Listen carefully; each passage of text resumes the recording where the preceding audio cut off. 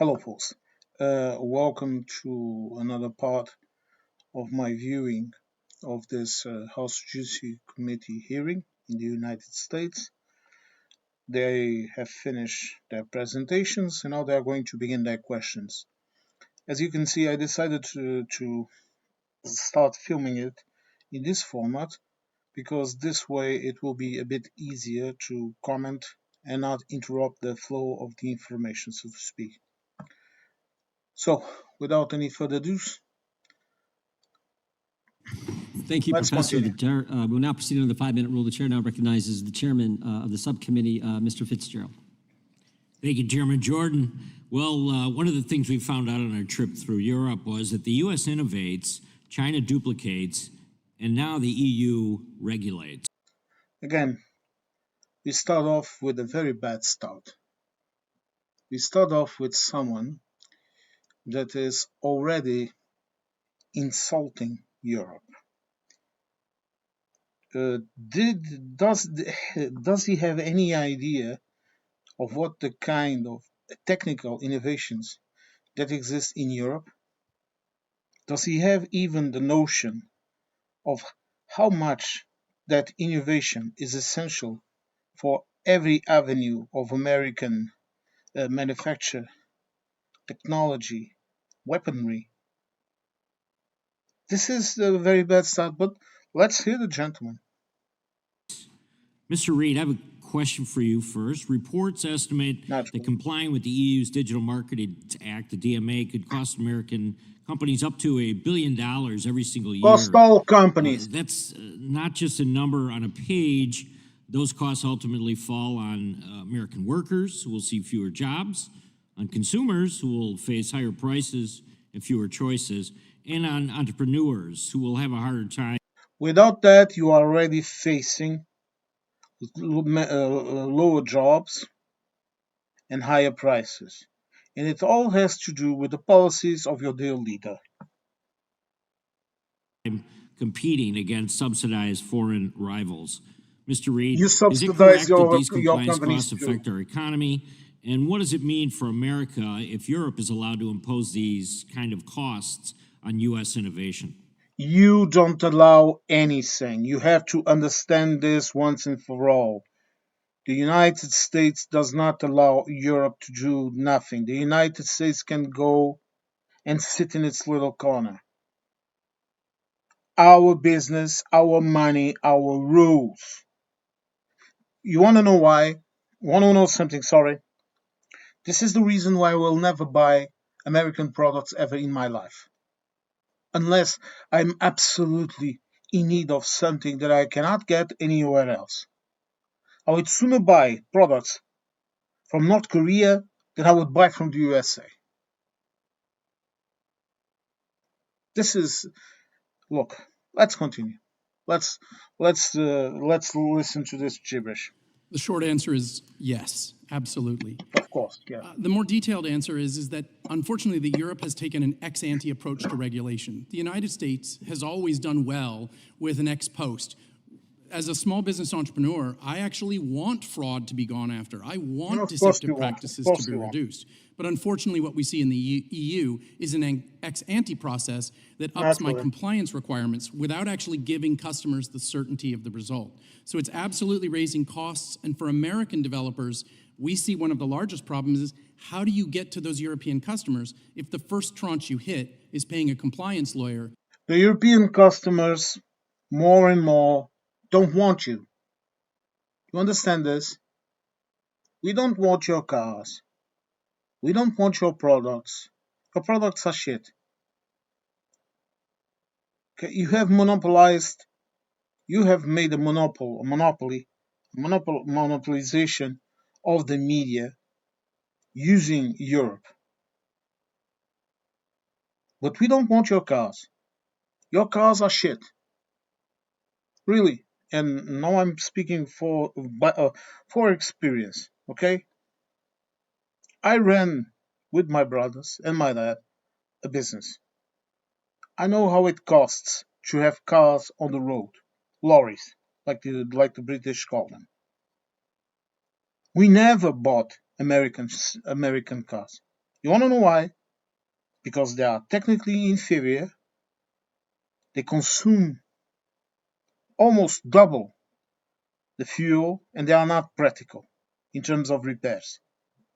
We always used either European brands or more Japanese brands. The Koreans were still not that big a couple of years ago. And let's continue. Let's listen to the to gentleman. meet all of these tests. Thank you. Mr. Price, our Federal Trade Commission Chairman Ferguson has warned the government regulation can stifle, obviously, competition and innovation, and in many cases, the government itself becomes the most dangerous of You all have the nothing to monopolies. say on our Isn't it the market and the DMA, way is we the DMA a regulate it. perfect example of that? It kind of weaponizes and makes it burdensome. You are with weaponizing regulations. everything with tariffs. Can you give me your comments on the DMA and what do you think the status is right now? I certainly agree that European regulation generally slows down Naturally, it competition. slows. It It slows creates a down situation competition, of whereby course. companies are unable to innovate with any degree of speed because they're constantly looking over their shoulder towards regulation. I just want to say something. When these people, all of them, say innovation, I want you to replace the word innovation with deregularization. This is why Americans are eating unsafe food. Because people like him, they don't want to test things first. And this is why the EU standards of quality of food is now being used by a lot of countries in the world. And this guy knows it. And he doesn't like it because his clients also don't like it.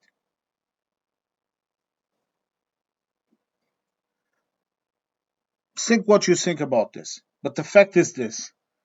You can drink Fanta in Europe and it won't kill you. In the United States, I'm not that sure. I would not drink it. Regulators around compliance. DMA, a very good example of that. Not just the DMA, though. Of course, you have the General Data Protection Regulation, GDPR. You have the DSA, the Digital Services Act, and constantly more and more being added. It's been estimated in the digital market space alone since 2016. 30 pages of regulation existed at the time. We're now over 1,000 and growing. It's not regulation pages.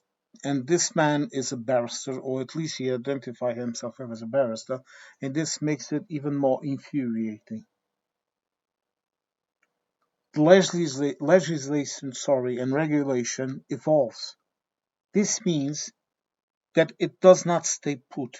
Okay, what was there before?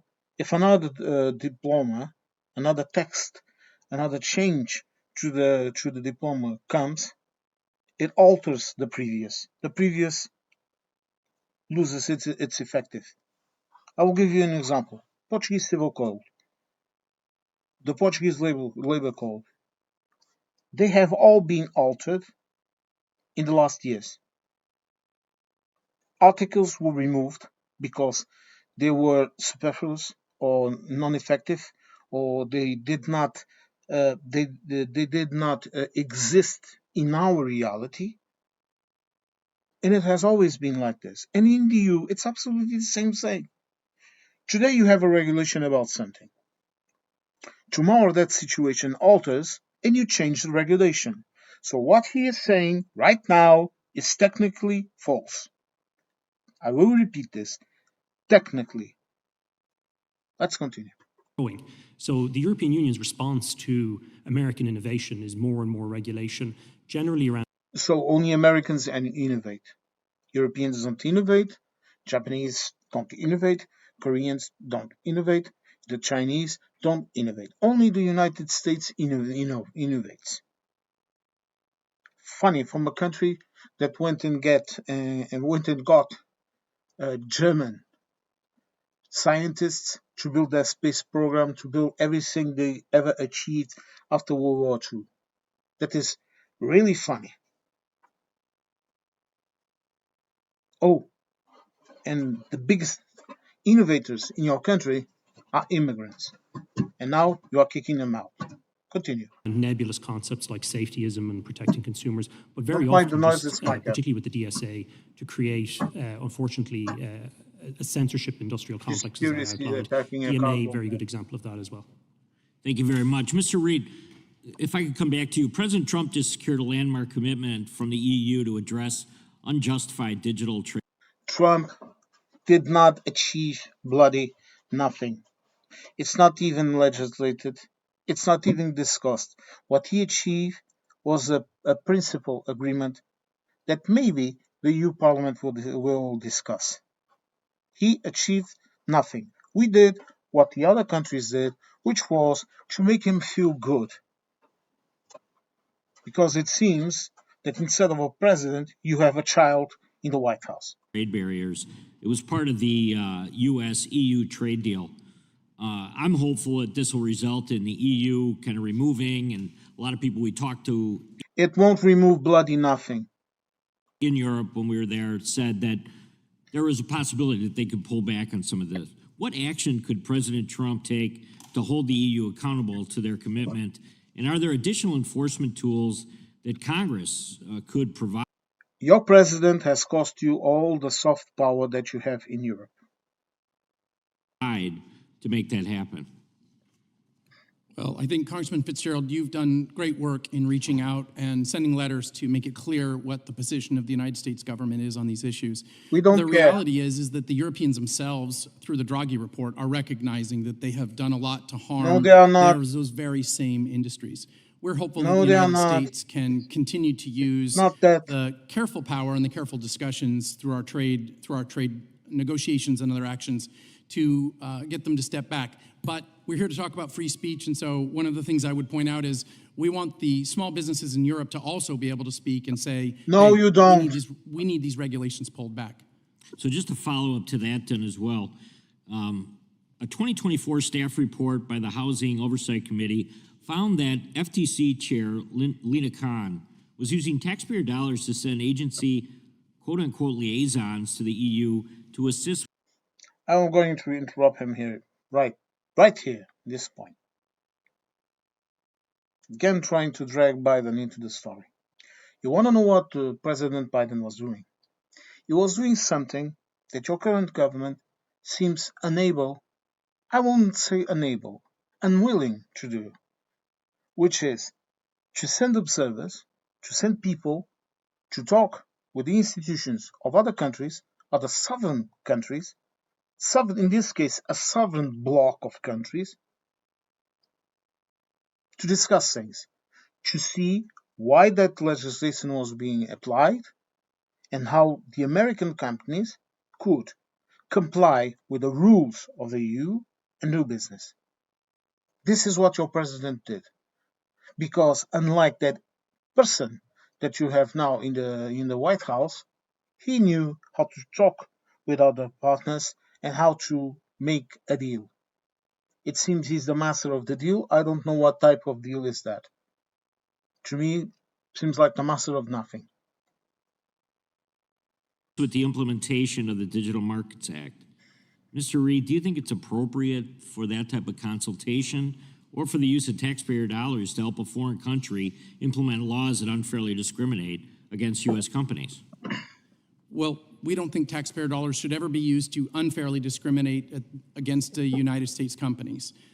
No one is discriminating against the American companies. We are applying our own sovereign rule. How many times do you need to hear this? You don't rule in other countries' business. As long as you continue with this rhetoric, you won't get bloody nothing from us. We're hopeful that U.S. taxpayer dollars You can can be threaten. used to ensure open markets around the world and a safe environment for our entrepreneurs to succeed. Thank you, Chairman. I yield back. Gentleman yields back. The chair now recognizes the chairman of the subcommittee, or ranking member of the subcommittee, gentleman who made a big announcement this week. We're sorry to hear about, but we appreciate your service, and you are recognized for 5 minutes. Thank you. Mr. Chairman, there is a clear and present danger to free speech in America, but it is not across the Atlantic Ocean. It is right here in Washington, sitting in the Oval Office. At a time when the greatest threat to the First Amendment rights of Americans resides in the White House, I'm sorry for interrupting.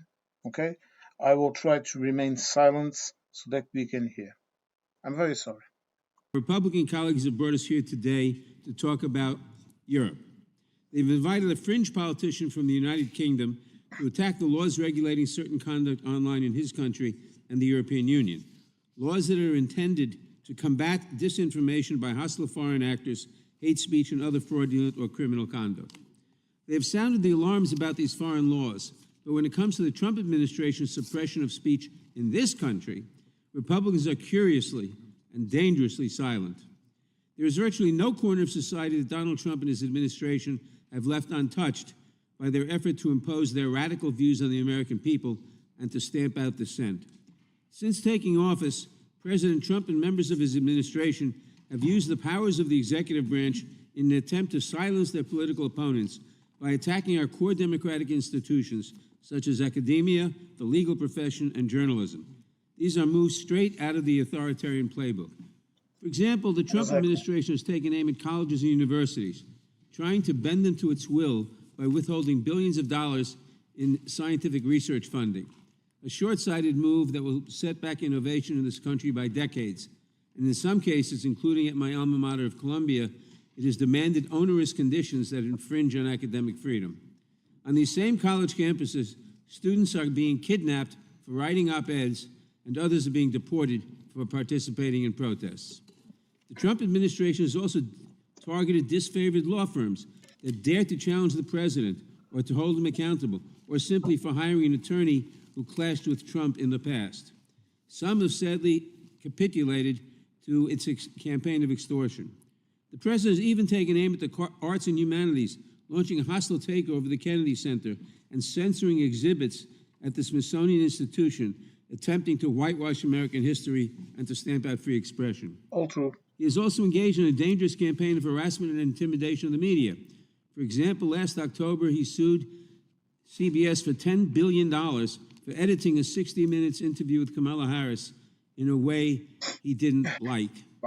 Although this suit was widely ridiculed by First Amendment attorneys who called it meritless and absurd, Paramount, the parent company of CBS News, was desperate to win approval from the Trump-controlled FCC for its proposed multi-billion-dollar merger and felt pressure to settle this baseless lawsuit. Ultimately, it paid $16 million to settle the suit, and just days later, the FCC approved the merger. What a coincidence. This followed ABC's settlement of a similarly baseless Trump lawsuit for $15 million because of corporate pressure. And now the Wall Street Journal and Rupert Murdoch face their own $10 billion lawsuit from Donald Trump over the Journal's reporting that shed new light on Trump's well-documented relationship with Jeffrey Epstein. I'm not aware of any president in the past suing media companies or newspapers or television stations for free expression they didn't like. Professor Kay, the free press is essential to our democracy and the rule of law. Can you explain how President Trump's attacks on the news media and his attempts to sue them into silence impact freedom of expression and freedom of speech in this country? Yes, thank you, Mr. Nadler, and congratulations on your announcement this week. Well, I think it's important to note that when we're talking about attacks on the press, it's not just about attacks on the journalists themselves. Watch the body or the language media of the outlets other guy. themselves. It's about every American's right of access to information. It's about the freedom of public debate that we get from a media that isn't intimidated either by suit or by criticism from the Oval Office or whatever it might be. And so I think it's really important to think about these kinds of attacks, not only as those on journalists, but on the entire information ecosystem. And I think it's also important for us to realize that we can't pick and choose what censorship we like and don't like. I think the chairman's statement was really correct when he said censorship used by people in power to censor critics, but that's at the core. And we should be examining, where do we see that? We tend to see that quite a bit in this country, I think in an unprecedented way. In your testimony, you identified a number of threats to freedom of expression in the United States, including science and public health. It's also been reported that the government has a list of hundreds of words, ranging from issues related to climate change to diversity, equity, and inclusion, that it essentially is banned from government websites and users to make funding decisions. Is this true? I've seen those reports, and I understand that to be true as well, particularly the use of lists of words, essentially to censor research that would be conducted by scientists at universities and at national academies in the United States. Thank you. My time has expired. I yield back. Gentleman yields back. Ranking member is recognized for unanimous consent. Understand? Yes. Gentleman's Thank you, Mr. Chairman. This is a minority fact sheet about the majority's report on the Digital Services Act. Well, we'll look forward to reading that. Without objection. Again, did you see how he dismissed? Do you think this is a polite way of addressing a fellow colleague?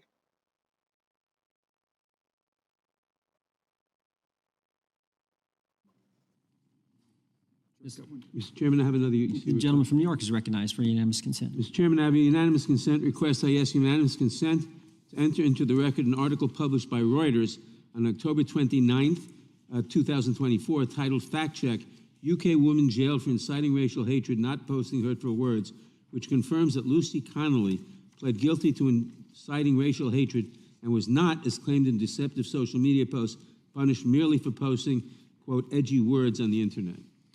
Without objection. I'm sure we'll Thank be you, Mr. some Chairman. comments about that later. And the gentleman from California is recognized for 5 minutes. Don't like Thank you, it. Mr. Chairman. Don't like it. Professor Kay, being a fellow Californian, I'm sure you're aware and could correct the ranking member that our own governor has sued Fox for $787 million. Isn't that correct? No, of course. I'm not familiar with that. Well, I didn't think you would be, but neither was the... Let me just stop here to say something. This is in the old classic. You find someone that has done something that apparently is the same as what Mr. Trump is doing, remove it out of the context, to then proclaim it's all the same. Well, it's not the same. And I would beg to differ that what a president does and what a governor does has an entire different scope. A governor cannot impose, well, apparently the tariffs of Mr. Trump, apparently they are illegal. Apparently, I don't know how it is. I think they appealed it or something like that. I don't really know how it is. And if you want to know my sincere opinion, I'm really not trying to care too much about it. But a president can start a war. A president can bomb a fishing boat or whatever it was, filled with Venezuelan people. A president can do a lot of things. A president can make a mockery out of himself to the world by meeting a dictator that is murdering people in Ukraine. Just now, I don't really know how many casualties. I think it's around 19 casualties today, or I think it was today or yesterday, that the Russians, you want to know what they did? They bombed with a drone. They bombed a queue of pensioners and postal officers that were waiting to receive, the pensioners and the postal officers that were distributing the pensions to retirees in a village in Ukraine. I suppose that's a military target. And yet, your president, he met him. He even gave him a red carpet in your land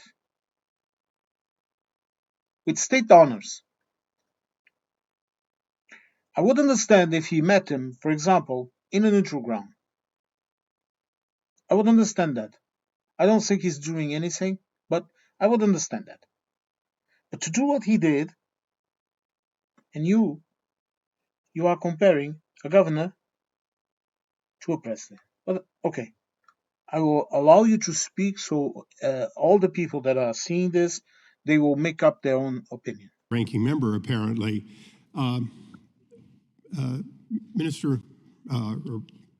MP Mirage, Farage, Oh, do you have the equivalent of what the Professor Kay was talking about, which is the Article 19? You're a signatory to that that international convention, if you will, on free speech. Do you feel that it is being observed in the UK? Farage wants to leave the Maybe signatory to ECH it, and we out. may. And the Prime Minister, you know, today in the House of Commons was talking about free speech, and indeed when President Trump was with him in Scotland the other day, he talked about our proud history of free speech, but what people say and what they do are two very different things. And Answer the the argument question. is that the Online Safety Act, I'll repeat what I said earlier, may have been designed by the Tories with the best of intentions, but has turned out to be the sledgehammer that misses the nut. It's not protecting kids, and it is damaging. So, you are debunking a law without analyzing it and without telling us what is it that you find wrong with it. You just say it's the sledgehammer that missed the nut. So, you are saying nothing. Okay. Okay, continue. So now, going back to the United States, you don't yes. have a constitutional framework that is the equivalent of ours in that you have no First Amendment absolute guarantee. Is that correct? It is correct. You know, I mean, our Constitution isn't in written form. It's based on common law that's yes. evolved and adapted over centuries. And, You Brits your cannot founding talk, fathers, right? So, looked so at the no free best bits speech. that So we it had. appears in Europe and in the UK, free speech is whatever the.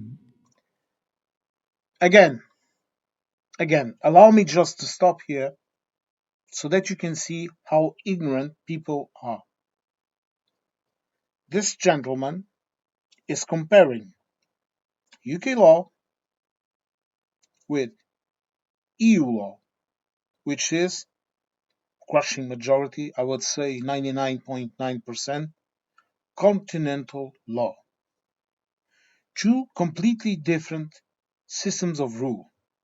Two completely different systems of applying the law. The UK did not have a Napoleonic constitution. All other countries in Europe have it, and it's the base of all the national constitutions that have come since it. That was the point of the divergence. Okay? Just to make it a quick one, because I understand that this is law, but in Europe, a past case can only help the judge that is now presiding the hearing, that is deciding the cause. That past case only helps him or her, whatever, to decide. Because what decides the law, so to speak, is the written law that is decided, okay, for example, here in Portugal, in the parliament. The parliament decides the laws that are applied in the state. And all of those laws have to be according to the constitution. They cannot go against the constitution. And this gentleman, he doesn't know that because he would not ask this question. But carry on. Bloody members think it is at a given time, and it changes with the will of the people they elect. Is that right? Yes, but I don't think at any point we've really had a proper debate about infringements of free speech. You have always had a debate about freedom of speech.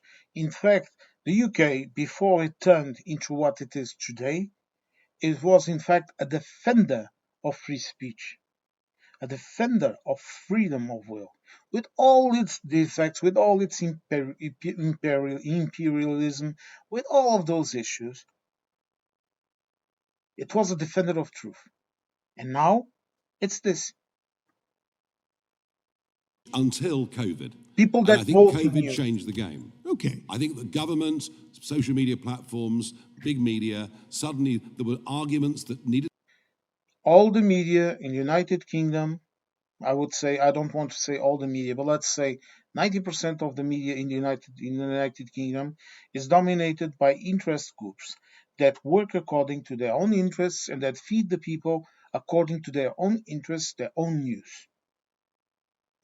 But since Mr. Farage is one of the persons that is benefiting of this, that is almost every day you open up the TV in the United Kingdom and this gentleman will appear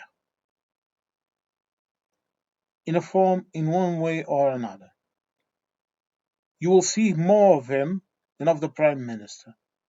Well, right now, since Angel Rayner resigned, now they are talking a bit more about Labour, I think.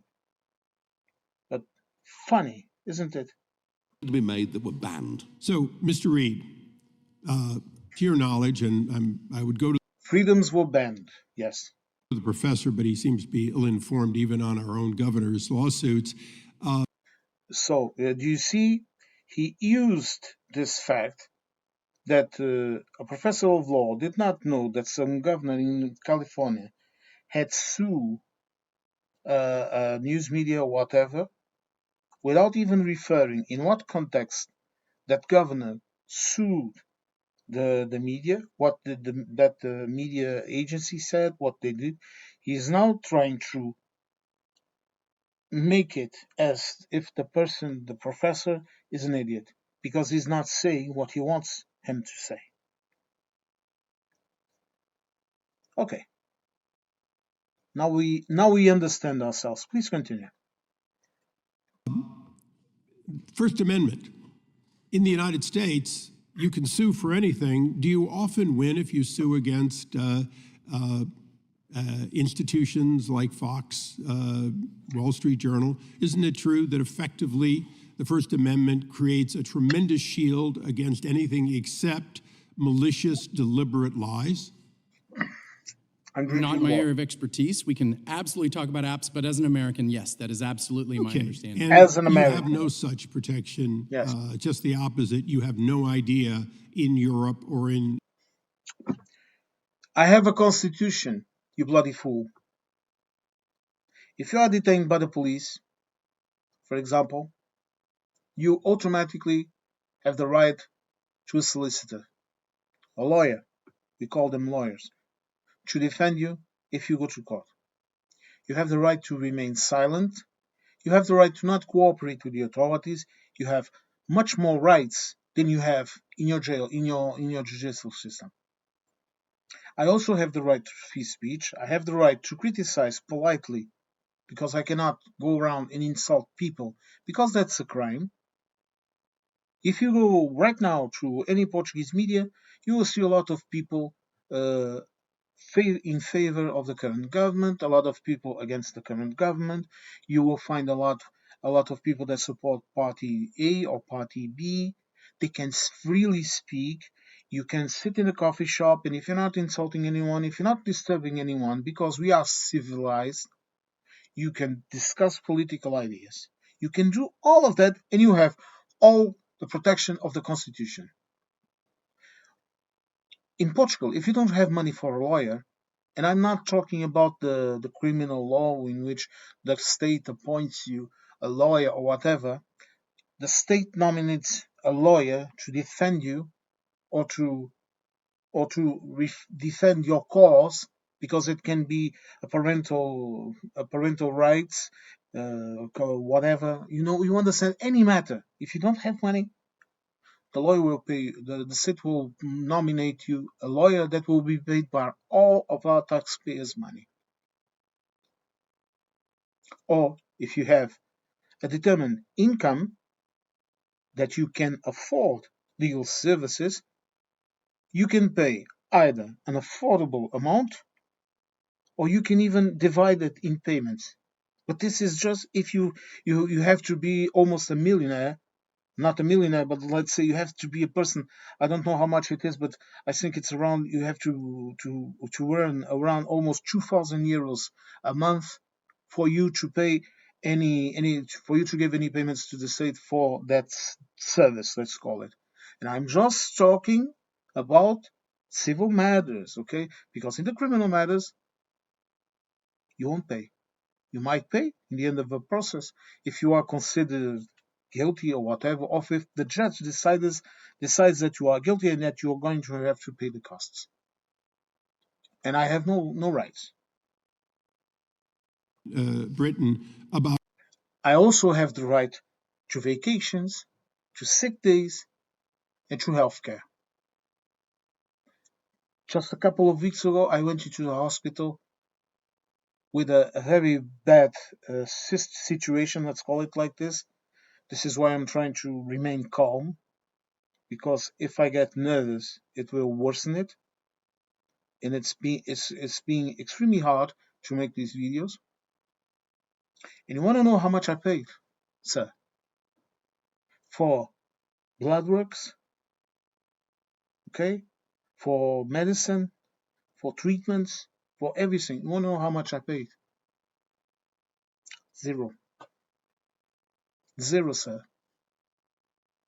I went into the pharmacy, and since my income determines that I have to pay a percentage of my medicine, I spent €6 €5 in around 60 cents for three different medicines that I have to take, and one of them is expensive, and I didn't have to pay expensive, because every payment that I receive, I pay my taxes. And even those that don't pay taxes, they also have healthcare. We don't leave people to die like you do in your state, in your country, filled with rights. What is going to be allowed or not allowed? In other words, you don't know where to call balls and strikes. You just simply have to pay the fines when you get to them. Well, I only carry one passport, so I'm more aware of the American laws, but that is my understanding correct. So if you don't know, we do have a First Amendment, and we are a signatory to Article 19. So I'm going to go a little bit into opinion. Now, I'm the author of No Censorship on Our Shores. Let's promote our book. Mr. Price, I know you're familiar with it. I'm not going to tolerate censorship overseas and then have those people come to the United States.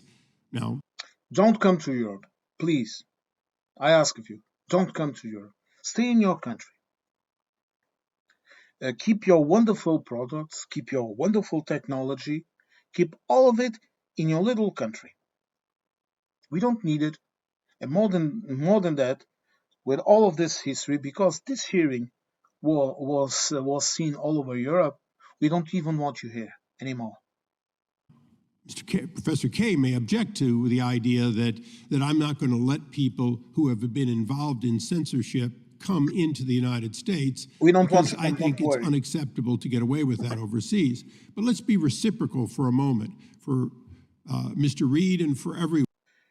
You are not reciprocal. You had a criminal. You had two criminals with warrants from an international court in your shores, in your country, and they were treated like royalty. And one of them even made a speech in your Congress or Senate or whatever the hell you call it. You don't give reciprocity to anyone.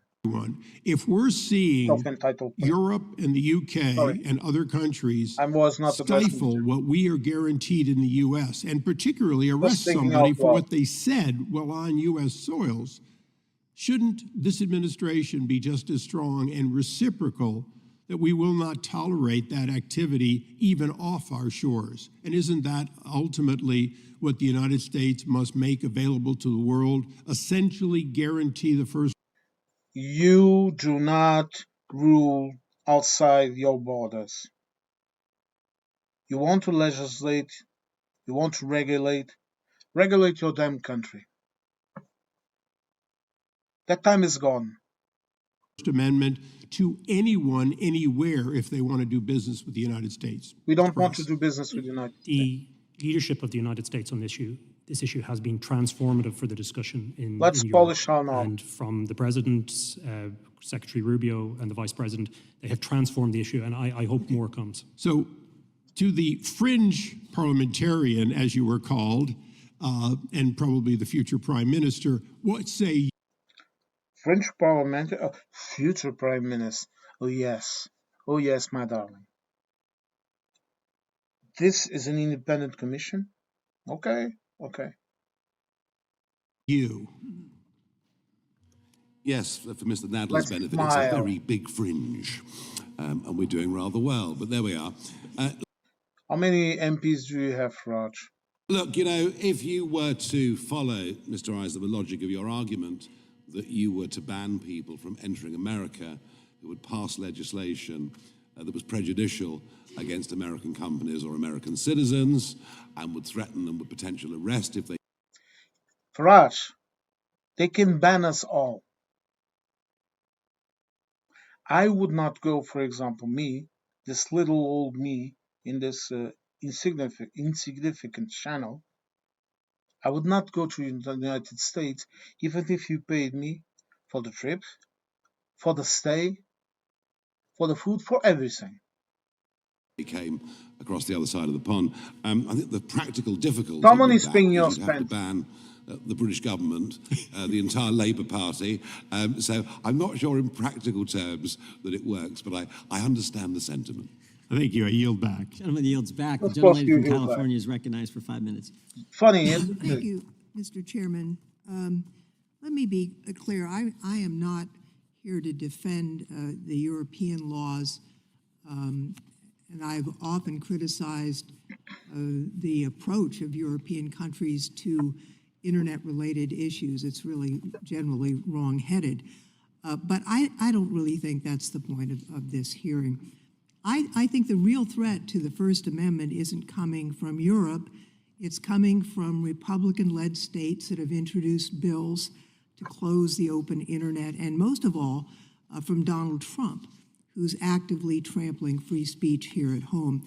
I think it's rather absurd for this committee to spend our time criticizing laws we have no jurisdiction over. I agree. While ignoring the countless ways. Did you hear? I don't know her positions, but on this I will agree. Discussing things over which we have no power over. It's futile. Like this entire commission.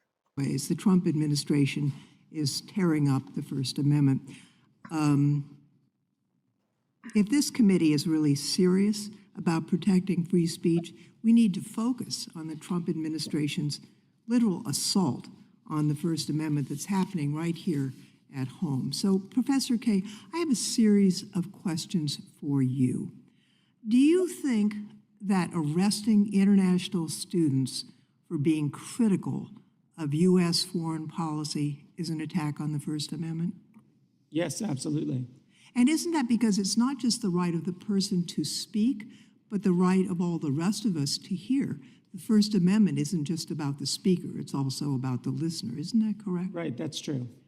Now, a federal judge agreed with you and with us, warning that arresting students for their views chills the speech of millions of Americans. The government can't punish speech simply because they don't like its content.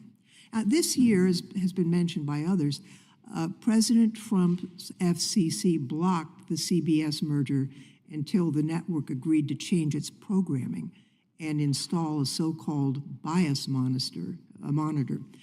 The head of 60 Minutes resigned, saying he could no longer make independent decisions about the news. Doesn't that sound like a violation of the First Amendment's guarantee of a free press?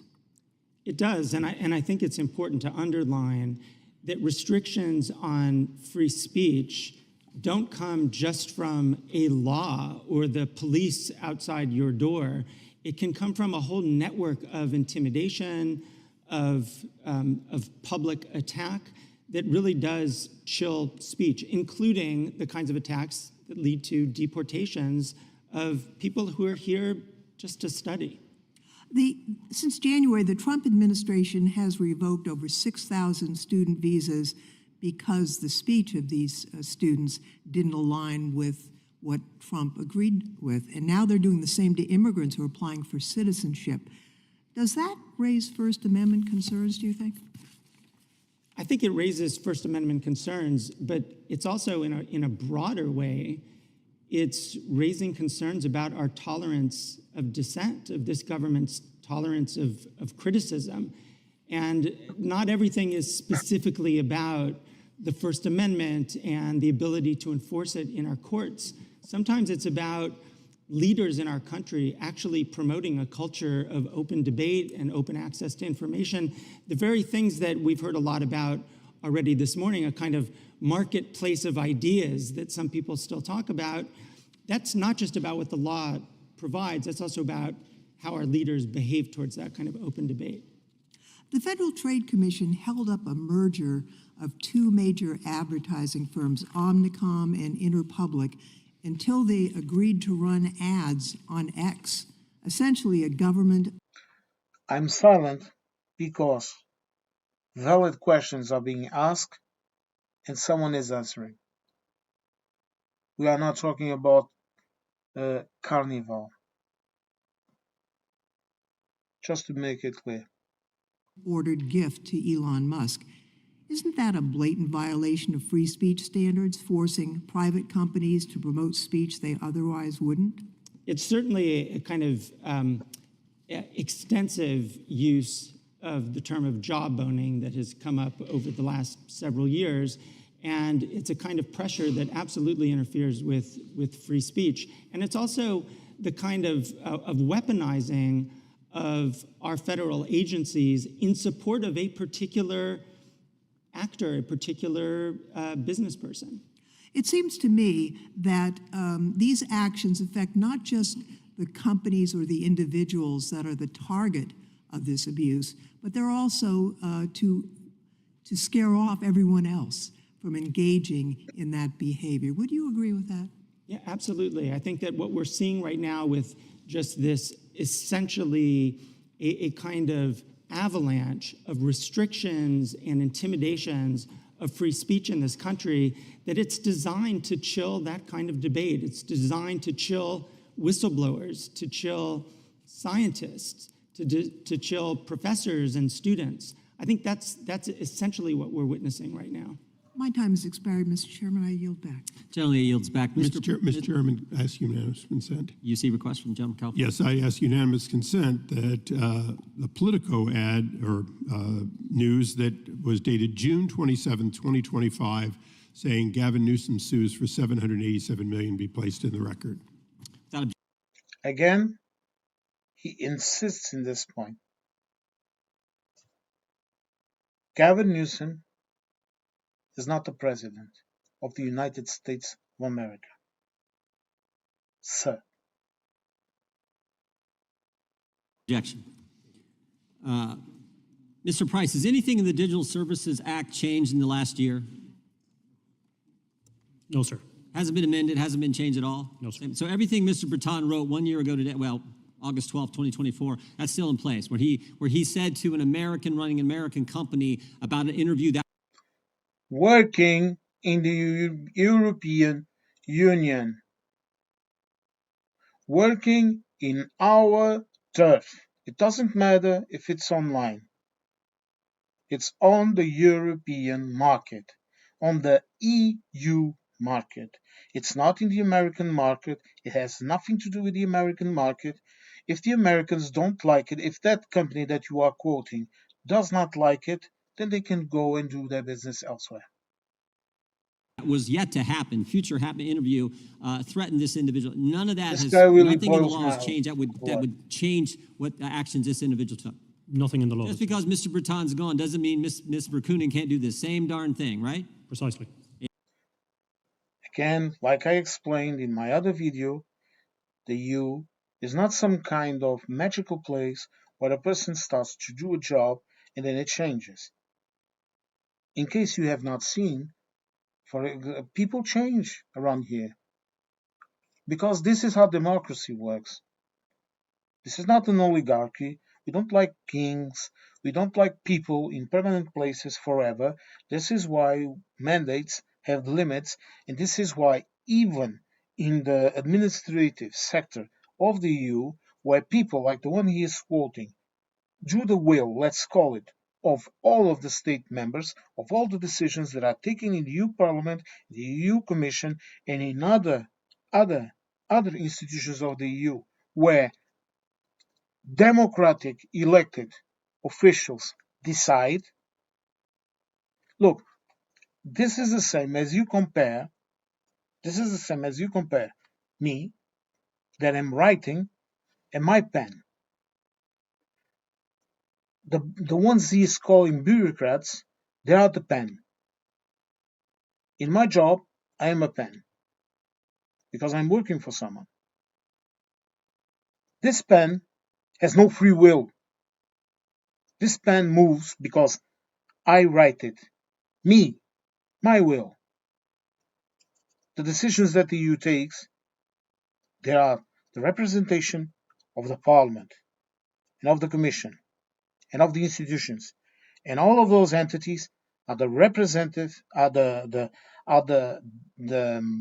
let's call it the ones doing the will of each and every country in the EU according to our rules, that we elect a number of deputies to our parliament. We elect people for our commissions. In the commission, for example, Antonio Costa is Portuguese. Ursula von der Leyen, she's German. Look, this is ridiculous, but let him continue. Yeah, and that's the concern. Mr. Price, Yes. is this statement, "We need to take back our country," is that statement hate speech? We don't really know what hate speech is. It's so vague, and that's the problem with it. I wouldn't regard that as hate speech. Well, you may not, but the EU regulators do, because No, they don't. No, they don't. Just now, right here, one of the mottos of a party that even was called by the Americans, as far right, but of course you don't know that according to the Portuguese constitution, we do not authorize the existence of any kind of far right or authoritarian in the more broader interpretation of the law, of the constitutional law. We do not allow the existence of, for example, things like you have in your country, like the Proud Boys marching around with swastikas. That for me, okay, I'm part German. I even speak German. I heard stories that I have already talked about. For me personally, it offends me. It really offends me to see people marching around with the swastika. And you, sir, you don't understand that. For you, it's free speech. It's free speech to walk around with a. I promised myself I would calm myself, so let's continue. they had a workshop on May 25th where this is part of our investigation, material we'd subpoenaed. They gave us this information. They said it is hate speech. That's a concern, right? Hate speech in the context that you use it. Yes, sir. And it can be made by. I can say, for example, let's make our NHS better to make our country great again. This is not hate speech. If I say, for example, let's destroy this entire ethnic minority that is destroying our country to make it great again, this is hate speech. And that is the type of hate speech that the EU considers hate speech, you bloody fool. An American to be termed hate speech, and there can be some ramifications for Americans' First Amendment liberties. Is that accurate? Yes, sir. Okay, Mr. Price, what's a trusted flagger? A trusted flagger is an NGO or a private organization that's recognized under the DSA, and if they identify or a complaint has been made... Wait. Recognized by who? Oh, the terms of the DSA. Oh, and the national regulators and the commission as well. Okay, and they do what? So they're recognized by the government. They're approved by the government. Yes, all right? And what are the EU has no government. The EU has a commission and it has a parliament, which is a reflection of the will of the democratic elected governments of the member states. And we also elect directly PR the deputies that are going to represent us in the parliament. They do. If But they you don't know identify that. content that they Or you regard choose not as to know. illegal content, the companies have to give priority to removing that content. Oh, so people that the government approves tell companies what Not they the can government. allow on their platform and what they can't, right? That's correct, sir. And the same people who approved these folks are the same people who conducted the workshop and said, we need to take back our country as hate speech. Is that fair to say? That's correct, sir. Yeah, and that's the concern. And what happens if these trusted flaggers approved by the government, the same government that says we need to take back our country as hate speech? By the way, I think that statement is made probably more by Democrats right now than Republicans. I think the head of the Democrat National Committee made that statement like 3 months ago at a big Democrat Again, rally or something they were having. more rebel. So the same rebel. people say that's hate speech, approve the trusted flaggers, who then tell the platforms what they can and can't have on their platform. Propaganda. And if they don't agree with what the trusted flaggers say, there's civil penalties. Is that right? Yes, sir. Both under national law and the DSA, investigations begin, and there's a whole process that can result in enforcement and then ultimately crippling fines for companies. And those crippling fines, those civil penalties can be what? 5%, 10% of global revenue, depending on the Online Services Act or the DSA? Under the DSA, 6%. 6%? Wow, that's a lot of money because these are big companies, right? Yes, sir. Now, Mr. Farage. And it should be even more. It's not just civil penalties, though. And this is where it gets really scary. Because my understanding is there's criminal penalties, and I think Farage knows nothing about how the EU works. Farage is a citizen of the United Kingdom. Farage is one of the persons that was personally responsible for the campaign to leave the EU. So he cannot talk about the EU. in 2023, in the United Kingdom, there were 12,000. I mean, he can talk about the EU, but it's not accurate. 183 arrests for offensive posts. Oh, now we are in 12,000 the people UK arrested for again. things they Hey, posted you're jumping online between Europe that and some UK trusted like it's the flagger same approved thing. by the government, the same government that says what's being said at the Democrat National Committee. You want to know something? I speak fluently, like a native, 6 languages. Let's say 5. And then I speak some others at a basic level that I don't want to talk about for obvious reasons. Because I don't want to. And I have never seen someone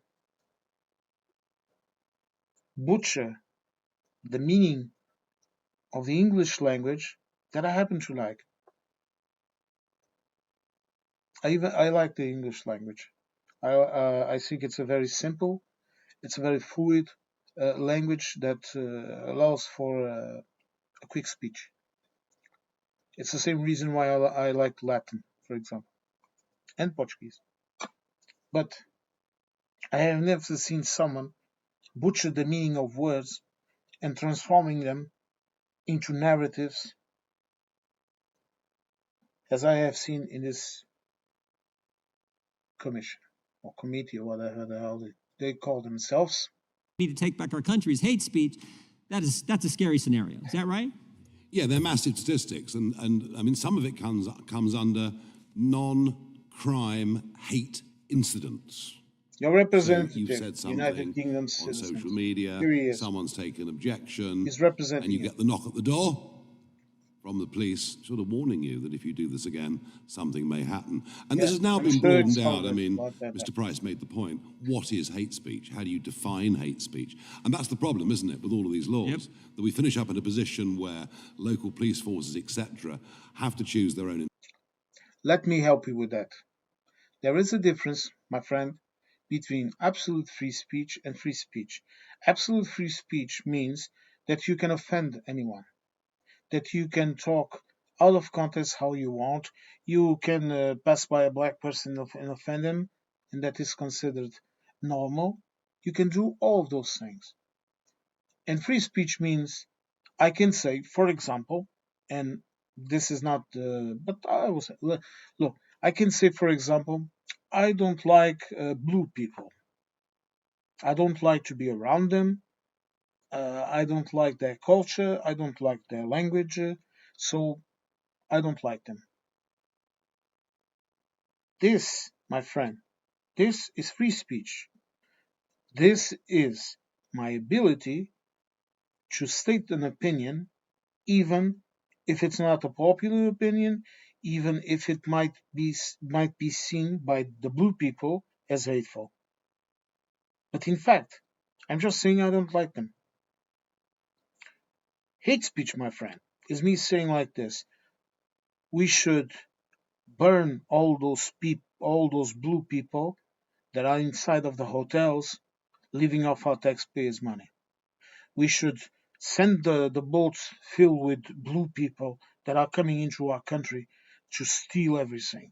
Blue people are rapists. Blue people are this. Blue people are that.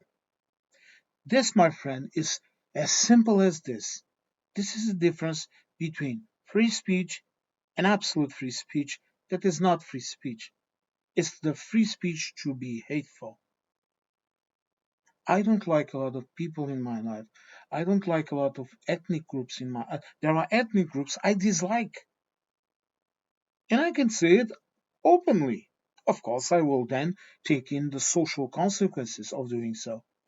But I have the free speech to do that. But I cannot say that I want them dead, for example. I cannot say let's burn them. I cannot incite hate like your Lucy something did.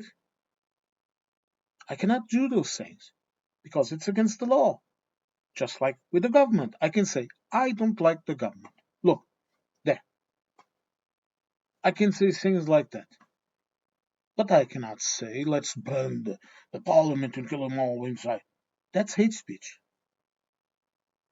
Is this so hard to understand with your little itsy bitsy mind? No, it's not, and you know it. What you don't say is that this favors your narrative and your will of power. Okay? You read Nietzsche? Well, so did I. I was I was practically raised in Nietzsche, and I read it in German. Carry on, sir. Interpretations. I think, again, as I said to you earlier, the timing of this hearing today is perfect. Yes, because the head of the Metropolitan Police, who arrested Graham Linehan at Heathrow Airport, he's thrown the ball back now to the British Home Secretary and the government to say, please tell us, what is this law intended? What are we supposed as the police to do? So I think we're going to have a much more rapid debate about this. But my worry is it may get worse, if I may quickly, because the Labour government now are intending to pass a law that has a definition of Islamophobia. They're intending to put that into. You can continue to say that you don't like Islam and that you don't like, and even I know this. You can say this. You can say, Nigel, don't worry. You can continue to hate people that worship another imaginary little friend than you. And I'm speaking as a person that has religious beliefs. I'm not an atheist. But the key issue here, Nigel, is that I don't want to impose my ideas on other people. And I don't want to prevent them from praying. If they want to pray however they want, if they want to they have all those damn crazy ideas that, pardon me, that some sects have, I don't care. As long as they follow the laws of the state, as long as they comply with the rules, I don't care.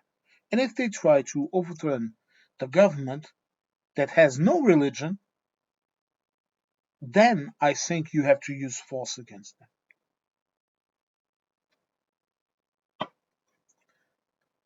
Oh my God. The law. And that effectively will mean that criticism of a religion, mocking of a religion, would become an offence. And that's totally against everything. Because, we've always given the Pope a hard time. We've always given the Archbishop of Canterbury a hard time. So we're finishing up kind of with two-tier law. It's not hate speech to make comedy on something. It might be socially unacceptable for some people. But if those people offend themselves with the comedy, then don't listen to it. This is not what is in question here. You are mixing it all up to make a little narrative. And the British people are eating it all up. Two-tier justice, Well, and that's very I had concerning. one other question I'd like to give for maybe you and Mr. Price, if I could. Speaking of religion, tell me what performative prayer is. This is something we've seen and we've discovered in our investigative work. Maybe we'll start with Mr. Price, then go to Mr. Farage. Yes, sir. We have a client at the moment who's been prosecuted or was arrested in Bristol for a Christian pastor preaching about the differences between Christianity and Islam. He was then assaulted by a group of people identifying as Islamic people. The police arrived and they arrested him, not the people who assaulted him. This is the state of play in the United Kingdom in terms of free speech. And unfortunately, across Europe, I mean, I have a whole file of cases here where people have been arrested for criticisms of Islam, where they've been prosecuted. So things are getting pretty bad. Yeah, that extends to abortion clinics, doesn't it? And the abortion debate in Britain and Europe is different to the abortion debate in America. It's in a different place. But we have seen people warned or arrested if they've been seen to be praying outside abortion clinics, even if they're doing. Praying outside abortion clinics is infringing on the rights of the people that use that establishment and of the people that work inside, my dear Nigel. You can say you don't agree with abortion clinics, but you cannot sit there around it and pressure people and harass them because you don't agree with abortion. This is why in the United States I have read just 4 news these past days of a girl with 11 years old, another one with, I think she was 14, and another one that was 13, and the other one I believe was 12. All of them had been abused by someone in the family. All of them got pregnant and had a child. So you don't agree that the person, because a woman is a person, you might not believe it, but it's true, that a woman that is raped, a child that is raped, does not have the right of having an abortion of that child. Or if a child has is not formed correctly, that woman has not the right to have an abortion. If that woman does not want to have the kid and has an abortion, I can give you my personal opinion. My personal opinion is this. If the pregnancy, and this is my personal opinion, if the pregnancy is due to a rape, and I consider, for example, a drunk night almost a rape, but for me, that will be because the woman wasn't in her perfect judgment, whatever. But let's say rape, malformations, okay, and the health of the woman. Ethically, these are the 3 cases in which I consider that abortion is, let's call it, something that has to be done, or that can be done, that should be done. But if a woman tells me, I don't want to have this child, it's her body, it's her will. It's her body. It's not mine. If I'm sleeping with that woman, and that child is also mine, I will have a word on it. But I will not have the decision. It's her decision, not mine, Nigel. So people praying in front of abortion clinics where women are suffering because an abortion, I don't think it's something very easy to do for all the reasons, mental, moral, ethical, physical, I'm a man, so I will never experience that. So who the hell am I to tell a woman how she should treat her body? Who the fuck am I? Who the hell is any man to do that? I'm going to have to end this video. Let's listen a bit more, and when it's appropriate, I'm going to end it here. Okay? Let's continue. Doing it silently, hence it's performative in the sense they're doing that. And you know, I'm afraid you now have to be a certain distance away from one of these clinics. But if other members of the public object and say that your praying there is causing them psychological harm, well, the police Yes, it is. may intervene. Thank you. Mr. Chairman, may I comment on one of these issues very briefly? I'm fine if the ranking member. Okay, I may have to ask you a question after you comment. When you do that, go ahead. I realize I'm opening the door. Yeah. I just wanted to note on this question of what is hate speech.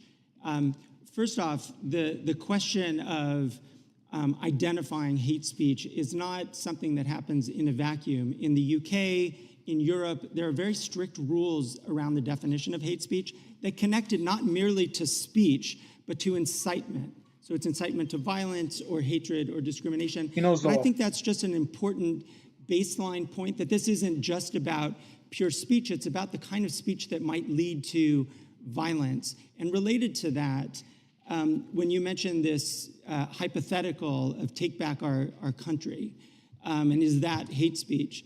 My understanding is that came up in the context of a hypothetical related to persistent harassment of a Muslim girl. And that was the hypothetical. And the question was, in that particular context, did that constitute a kind of incitement to some violence against this young girl? Context. So I think it's important to put some of these kinds of abstract questions into that kind of context. Professor, did you agree with the Biden administration when they established the Disinformation Governance Board? I didn't take a position on that. I do think that disinformation is an issue that The government should be deciding what we can say and what we can't? absolutely not. Okay, well, that's good to know. I'll give the ranking member a Why? I'm going to stop us right here. Okay? It's a bit late. I'm doing this after work at night, so now I want to relax a bit because this is for me. This is mentally exhausting because it's so obvious. But I will reserve my conclusions to the end. Now, I'm going to continue to see this. I'm going to continue to make my videos. I want to finish this as quickly as possible, but it's not easy. But I will continue to make these videos. I'm going to continue to post this outside of my normal contents that I also have been working on. But don't worry, I'm a crazy hyperactive person, so I'm perfectly capable of doing it. Now, I hope that you have liked this video. I will again say this, please watch the original in Forbes Breaking News. I am doing this solely for informative and opinion reasons, okay? This video is not monetized, and if I ever monetize my channel, these videos will never be monetized because they contain the contents of another person. Also, consider that English is not my first language, that sometimes I might say things like I'm insulting A, B, or C, or D, but I'm just expressing my emotional status. But when I say a person is ignorant because of their affirmation that is wrong, or when I say it's false, this is my opinion too. I don't want people to think that I'm biased or whatever. My opinions are very clear. I state them. I don't lie. I might get mistaken sometimes, but I don't lie. In that you can trust me. I don't lie. And if I'm wrong, I correct myself. Thank you all for listening in. Thank you all for the patience. This was an extremely long one, and I hope to catch you all in the next one. Thank you for listening. Bye. Oh, and I hope that you like the new format. Tell me in the comments if you like it, okay?